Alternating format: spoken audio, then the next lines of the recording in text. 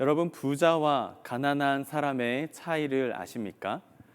부자는 항상 그가 보는 것은 돈이 될 만한 것을 본다고 합니다. 하지만 가난한 사람들은 그의 눈으로 돈이 되는 것이 보이지 않는다라고 그럽니다. 부자의 눈에는 돈이 될 만한 것이 보입니다. 돈이 될 만한 부동산, 그리고 돈이 될 만한 사업이나 아니면 컨텐츠들을 부자들은 쉽게 발견하지요. 하지만 반대로 가난한 사람들은 이 돈이 될 만한 것이 보이지가 않는 겁니다. 무슨 말입니까? 부자가 모든 것에 돈이 보이는 것은 그들은 이 돈에 관심이 있는 사람들이기 때문입니다. 사람은 이렇듯 관심 있는 것이 눈에 보입니다. 관심 있는 것에 귀 기울여지고 관심 있는 것에 몸이 가게 되어져 있습니다. 공원의 벤치에 여자 두 분이 앉아 있다고, 아니 멋진 분 두 분이 앉아 있다고 생각해 보십시다. 사람은 관심 있는 데에 몸이 기울어지게 되어 있죠. 보통 처음에는 여자든 남자이든 아름다움이나 멋있는 분에게 관심이 가겠죠. 예쁜 사람 쪽으로 몸이 돌려지는 것은 당연합니다. 여러분, 오늘 혹시 여러분들이 운동하거나 아니면 걷다가 누군가 여러분들을 쳐다보신 분들이 계십니까? 두 가지의 이유가 있을 겁니다. 하나는 여러분들의 관심이 있기 때문에 여러분들에게 오늘 나 스타일 오늘 좀 괜찮구나 생각해도 됩니다. 그게 첫 번째 이유일 거고요. 또 하나는요, 뻔한 것 아니겠습니까? 사람은 누구나 충격적인 것을 보면 보게 되어져 있습니다. 여러분, 헨리 포드라는 자동차 왕 잘 아시지요? 1863년에 태어난 가난한 농부의 아들로 태어났습니다. 16살 때인가요? 그의 어머니가 갑작스럽게 쓰러지십니다. 헨리 포드가 어머니를 살리기 위해서 몇십 마일 떨어져 있는 곳에 의원을 모시러 갔습니다. 마차를 타고 갔죠.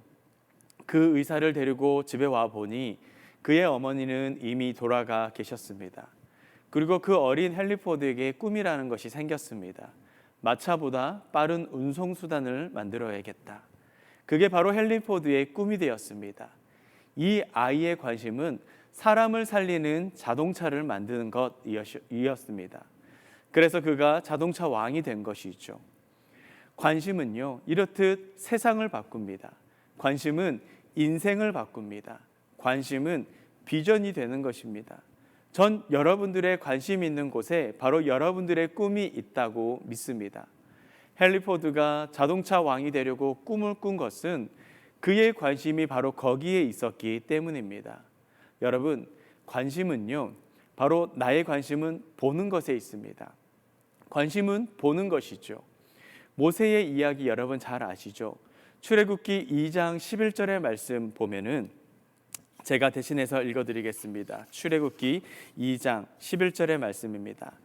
모세가 장성한 후에 한 번은 자기 형제들에게 나가서 그들이 고되게 노동하는 것을 보더니 어떤 애굽 사람이 한 히브리 사람 곧 자기 형제를 치는 것을 본지라라고 말을 합니다. 한 구절에 보니까 이 본다라고 하는 단어가 두 번씩 등장하고 있습니다. 모세는요, 이 애굽의 궁에서 편안하게 왕자로서 살고 있었습니다. 자신의 종족, 유대 종족, 이 히브리 사람들이 어떤 고통을 겪으며 사는지 생각해 본 적 없습니다. 하지만 어느 한 날 그가 길을 지나가는데 자기 동족의 어려움이 눈에 보이기 시작한 겁니다. 그래서 그를 돕습니다. 그것이 바로 그의 인생의 비전의 시작이 된 것입니다. 여러분, 바로 이것이 관심이라는 것입니다. 여러분, 공동체에 관심이 생기면 공동체의 아픔이 보입니다. 여러분, 이 공동체를 교회라 생각해 보십시다. 교회에 관심이 생기면은 이 교회의 연약함이 보입니다. 교회에 관심이 생기면 교회의 사람들, 성도들 한 사람 한 사람이 눈에 밟히기 시작을 하는 겁니다. 여러분, 두 번째, 관심은요, 한번 따라 하시겠습니까? 관심은 듣는 것이다. 여러분, 이게 관심입니다. 관심 있는 사람이 생기면 그 사람의 이야기가 들립니다. 수십 명의 아이들이 앉아 있습니다. 그 중에서 제가 사랑하는 저희 집 아이들의 정말 그 아이들의 목소리만 들립니다. 모두 다 떠들고 있는데도 말이죠. 신기하게 그게 바로 관심 있어 하는 사람의 모습이다라는 것입니다. 여러분, 다른 사람들이 말하고 있어도 귀는 우리 아이들에게 가 있는 것이죠. 느헤미야라고 하는 사람 여러분 잘 아시죠? 그는 예루살렘의 형편을 자신의 동생에게 듣습니다. 듣는다라는 표현을 쓰죠. 여러분, 아무도 듣지 않았습니다. 왜냐하면 그는 바벨로니아에서 바사 왕국에서 너무나도 평안한 생활을 했던 사람이었기 때문입니다. 그는 높은 직위에 갖고 있었습니다. 하나님께서 그를 높은 직위를 주셨고 평안한 삶을 살게 하셨습니다. 이제 더 이상 자신의 조국의 이 어려움이 들려지지 않아도 됐었습니다. 하지만 이 느헤미야는 자신의 고향의 성벽이 무너졌고 성벽이 불탔다라는 소문을 듣게 됩니다. 여러분, 이것이 바로 관심의 힘이라는 것이죠. 특별히 여러분 교회에 관심이 생기면 어떻습니까? 목사의 설교가 들립니다. 목사의 설교가 기쁩니다. 되지도 않는 농담인데도 여러분 우습습니다. 말도 안 되는 소리인데도 눈물이 납니다. 여러분, 이게 관심입니다. 관심은 들려지게 하는 힘이 있다라는 것이죠. 세 번째, 관심은요, 다시 한번 따라 하십시다. 관심은 자꾸 만나게 된다. 어느 한 남자가 여인을 너무나도 사랑했습니다. 그 여자를 보기 위해서 매일 집 앞에 숨어서 그 여인을 바라보고 있습니다. 여러분, 관심은요, 만나고 싶어 하는 거죠. 여러분들이 교회에 관심이 생기면 이 예배를 통하여서 정말 하나님을 만나고 싶습니다. 이 예배가 기다려지게 되는 것입니다. 예배를 통하여서 하나님을 만나는 것이 여러분 기쁘고 또 행복합니다. 사람을 만나고 돈을 벌고 내가 노는 것보다 더 행복한 것이 하나님을 만나는 것이 되는 것이죠. 우리는 여전히 성전에 나와서 예배를 드리고 싶고 그리고 가정교회에 들어가서 사람들과 나눔하는 것이 그리워진 것입니다. 이런 의미에서 관심은요, 따라 하시겠습니까? 관심은 믿음이다.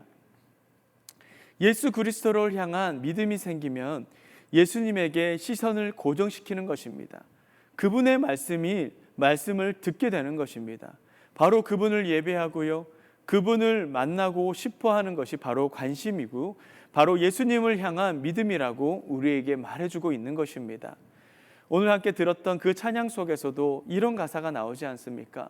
모든 시선을 주님께 드리고 살아계신 그 하나님을 느낄 때 내 삶은 주의 역사가 되고 하나님이 일하기 시작하네. 모든 시선을 주님께 드리고 살아계신 하나님을 느낄 때 내 삶은 주의 역사가 되고 하나님이 일하기 시작하네. 아멘. 우리의 시선을 주님 앞에 돌리게 될 때에 그것이 곧 우리의 관심이고요, 그것이 믿음이라고 우리에게 알려주고 있는 것입니다. 예수님을 향한 믿음이 생기면 그분에게 우리의 시선이 고정되는 것입니다. 여러분, 믿음이 없는 사람은요, 주님을 보지 않습니다. 믿음이 없는 사람은 이 모든 시선들을 주님에서 세상으로 옮겨지게 되어 있는 것입니다. 지금 여러분의 믿음의 상태를 한번 생각해 보십시오. 시선이 어디에 고정되어 있습니까? 예수 그리스도이기를 간절히 바랍니다. 물질이 아니기를 바랍니다. 사람에게 시선이 고정되지 않기를 바랍니다. 하나님께 꽂혀 있는 그런 충전기와 같이 될 수 있기를 간절히 소망합니다. 바로 이것이 시선입니다. 이것이 바로 믿음인 것이죠. 이번 코로나 사태로 인하여서 얼마나 많이 힘드십니까? 경제적으로도 그리고 건강으로도 왠지 계속 위축되고 심지어 영적으로도 많이 다운되어져 있는 것 같습니다. 여러분, 우리들의 삶에는 때때로 이런 어려움들이 당연히 다가옵니다. 전 어려움이 없는 삶이 그리스도인의 삶이라고 말하는 말씀을 본 적도 없고 설교자의 그 설교도 한 번도 들어본 적이 없습니다. 예수 그리스도는 이 땅에 오셔서 십자가의 고난을 받으셨습니다. 우리의 삶은 분명 문제가 있길 마련이고 삶은 고통과 고난을 포함하고 있다라는 것이죠. 여러분, 이때에 우리가 취해야 될 그리스도인의 그런 기독인의 반응이 뭡니까? 바로 주님을 바라보는 것이죠. 주님은 우리가 시선을 고정시켜서 내가 힘들고 어려운 그 순간에 하나님의 눈을 보기를 바라고 계시는 것입니다. 고난은요, 하나님의 손에 들려진 회초리와도 같습니다. 때때로는 나를 때려서 고치게끔 만드는 힘이 바로 이 고난이고 고통이라는 것입니다. 내 아버지가 회초리를 들고 있습니다. 그때 우리가 봐야 되는 것은 뭘까요? 아버지의 손에 들려진 이 매일까요? 아버지의 눈을 봐야 되지 않겠습니까? 아버지가 왜 나를 혼내실까? 왜 아버지가 나를 때리실까? 아버지 눈에 눈물 글썽이시는 그 눈을 바라봐야 되고 그분의 그 이유를 알아야 이 고통이 이해가 되고 고난이 이해가 되기 시작하는 것입니다. 내 인생에 고통이 있고 고난이 있습니다. 하지만 여러분, 이런 고난과 고통을 이겨낼 수 있는 놀라운 방법은요, 이 고통을 바라보고 고난을 바라보는 것이 결코 아닙니다. 여러분, 그러면요, 여러분 가운데 원망이 생깁니다. 불평이 다가옵니다. 하나님 정말 살아계시는 거 맞습니까? 말할 수밖에 없는 것이에요. 하지만 이 하나님의 눈을 보는 것입니다. 내 시선을, 그분의 시선을 맞추면 그분이 왜 그런지 이해되는 인생을 살게 되는 것이죠. 그런데 자꾸 우리는요, 다른 관심을 갖고 세상을 살아갑니다. 우리의 관심은 무엇입니까? 저는 누가복음 14장 18절 20절에서 이러한 모습이 바로 이 세상을 살아가고 있는 우리들의 모습의 관심이라고 생각합니다. 18절의 말씀 다시 한번 읽어보겠습니다. 18절의 말씀입니다. 다 같이 함께 읽겠습니다. 시작. 다 일치하게 사양하여 한 사람은 이르되 나는 밭을 샀음에 아무래도 나가 보아야겠으니 청컨대 나를 양해하도록 하라 하고. 여러분, 이 세상의 모든 사람들의 관심은 돈입니다. 내가 어떻게 일을 해서 돈을 벌어야 하는가? 내가 어떤 소출을 남기고 내가 세상을 어떻게 살아갈 것인가? 여러분, 돈을 벌기 위해 여러분들은 살아가고 있지는 않으십니까? 요즘 학생들 그리고 청년들, 많은 장년들이 꿈과 비전을 봤더니 다 돈을 버는 것이 되어버렸습니다. 내가 어떤 차를 타야 할 것인가? 여러분, 돈이 있어야죠. 내가 몇 평짜리의 집을 살 것인가? 여러분, 돈이 있어야 되는 것 아니겠습니까? 내가 어떤 옷을 입고 살아갈 것인가? 여러분의 돈이 여러분들의 옷을 결정짓는 것 아니겠습니까? 그래서 이 시대의 많은 사람들의 꿈이요, 바로 돈이 되어버렸습니다. 나는 돈을 벌 것이다. 이만큼 돈을 벌어야 할 것이다. 그것이 여러분들의 삶의 전부가 되어버린 것입니다. 여러분, 절대 이것이 아니라고 부정하시지는 못하실 겁니다. 여러분의 모든 관심은 어쩌면 돈일 수도 있습니다. 하나님이 아닐 수도 있습니다. 저 어떤 성도님들 이렇게 이야기한 사람 들었습니다. 교회 왜 오십니까?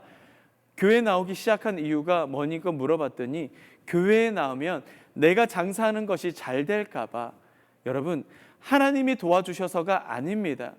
교회 사람들이 좀 더 많이 와서 많이 팔아줘서 돈 때문에 교회에 나오는 사람들이 있더라고요.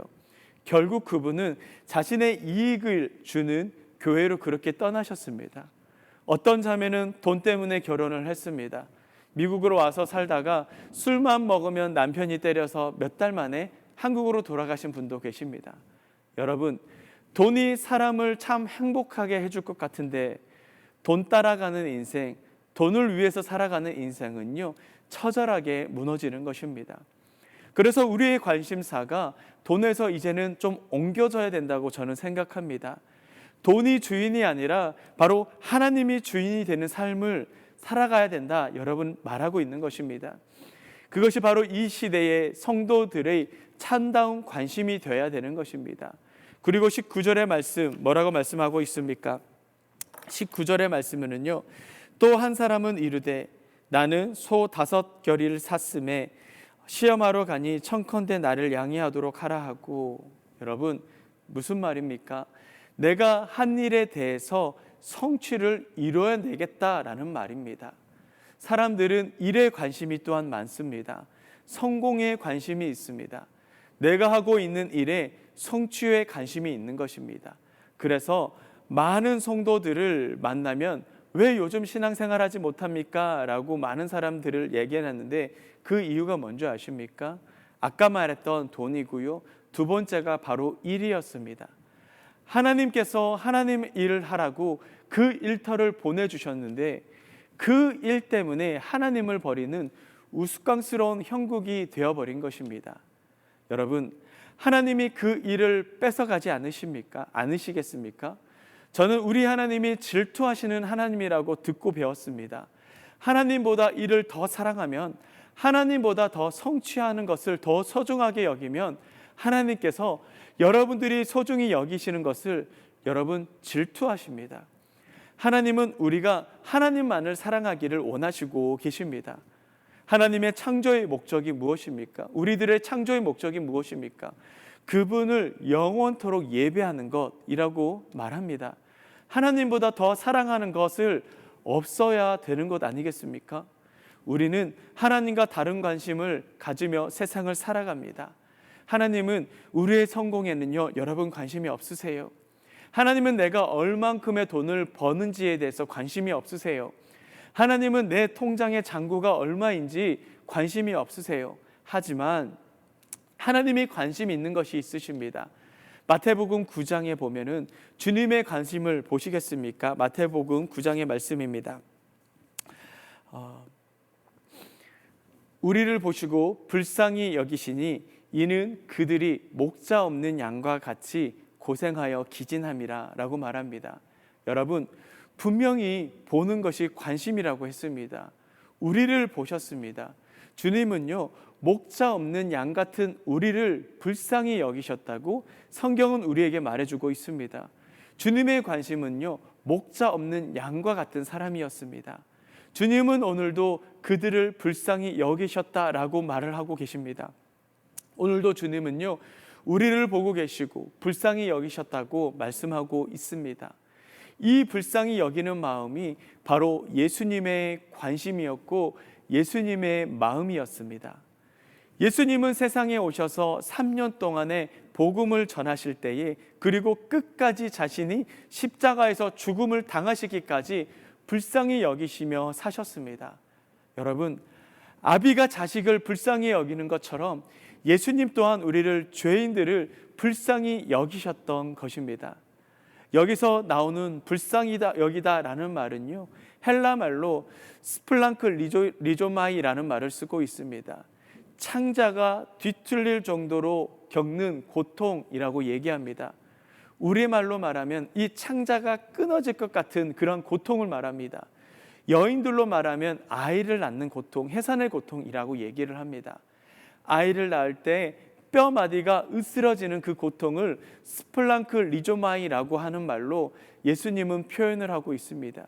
주님은요, 지금 이 한 영혼을 보면서 창자가 끊어질 만큼의 불쌍함을 느끼시면서, 아픔을 느끼시면서 그들을 바라보셨다라고 말하고 있습니다. 여러분, 주님이 바로 그들을 불쌍히 여기셨던 이유가 무엇이겠습니까? 36절의 후반절에 보니까 그렇게 얘기합니다. 이는 그들이 목자 없는 양과 같이 고생하며 기진했기 때문이다 라고 말하고 있습니다. 여러분, 주님은요, 그들을 목자 없는 양으로 보셨습니다. 양은 목자가 없으면 여러분 방황합니다. 양은요, 목자가 없으면은 살 수가 없는 그러한 존재입니다. 목자 없는 양이 얼마나 무기력하게 세상을 살아가는지 아십니까? 여러분, 양이라는 동물은 동물 중에서도 시력이 나쁜 동물 중에 하나입니다. 그리고 움직임도 아주 굼뜨죠. 둔합니다. 양은 스스로 넘어집니다. 대신에 또 일어나지 못하는 동물이에요. 그래서 자기를 방어할 수 없는 게 바로 양이라는 동물의 특징입니다. 양은요, 자기가 위험을 당하고 있을 때, 죽음이 자기에게 이르게 될 때에 이 양은 소리도 내지 않고 죽음을 받아들입니다. 그래서 양털을 깎을 때에 잠잠한 양의 모습을 보라라고 예레미야 말씀에 보면은 나와 있습니다. 이처럼요, 양은 목자가 없으면 무능력한 모습이 됩니다. 목자가 없으면 이 양은 방황하고 또한 고생하고, 목자 없는 양은 늘 기진하고, 목자 없는 양은 곧 죽습니다. 더 놀라운 것은 목자가 있기는 한데 이 목자가 사꾼이 있다라고 말합니다. 잘못된 목자를 가지고 있는 사람 또한 목자가 없는 것과 같다, 마찬가지라고 예수님은 우리에게 말씀해 주고 있습니다. 돈을 인생을 주인으로 모시며 사는 사람들도 있어요. 여러분, 이 사람들이 바로 목자가 없는 것과 같습니다. 역시 주님은요, 그들을 목자 없는 양과 같이 그들을 불쌍히 여기십니다. 자기 자신이 인생의 리더라고 생각하는 사람 역시 종종 있습니다. 제가 존경하는 목사님이 저에게 미국 오기 전에 그런 얘기를 해준 적이 있습니다. 우리는 우리의 인생을 책임질 수 없는 사람이다라고 이야기하셨습니다. 우리의 인생 가운데 우리가 인생의 리더가 될 수 있는가? 너는 주인이 될 수 있느냐? 리더는 앞장서는 사람이 아니라 따르는 사람이다. 어려움이 오면은 우리는 죽고 싶다, 포기하고 싶고 도망가고 싶어 한다. 그게 어떻게 인생을 이끌어갈 수 있는 리더가 될 수 있는가? 여러분, 그런 말씀을 해주셨습니다. 내가 찾아온 고난 앞에 내가 당당하게 이겨낼 만한 리더로서의 힘이 우리에게는 아무것도 없다라는 말입니다. 그런데 여러분, 어리석게도 너무나 많은 사람들이 내 인생의 주인이 바로 나라고, 내 인생이 바로 내가 왕이라고 세상 사람들이 말하는 것처럼 살아가고 있는 것입니다. 그것만큼의 사꾼이 어디 있습니까? 여러분, 그것만큼의 가짜 목자가 어디 있겠습니까? 이건 다 목자가 없는 것이나 마찬가지다라는 것입니다. 여러분, 그래서 예수님은 그들을 보시면서 불쌍히 여기시는 마음을 억제하지 못하셨습니다. 그 전절인 35절의 말씀에 보면 그들을 불쌍히 여겨서서 도시와 마을마다 자신의 물질과 자신의 시간을 들여서 찾아갔다라고 말씀하고 있습니다. 이게 무슨 말입니까?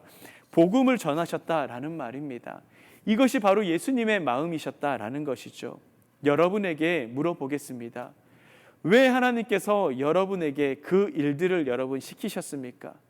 왜 여러분 그 직장에 다니시고 그 학교에서 공부를 하시고 또한 교회에서 직분을 주셨습니까? 그냥 잘 먹고 잘 살으려고요? 아닙니다, 여러분. 사람 살리라고요. 세상에 예수 알지 못하는 한 사람 한 사람에게 가셔서 불쌍히 여기는 주님의 마음과 사랑으로 그들을 살리라고, 그게 바로 예수님의 마음이셨던 것입니다.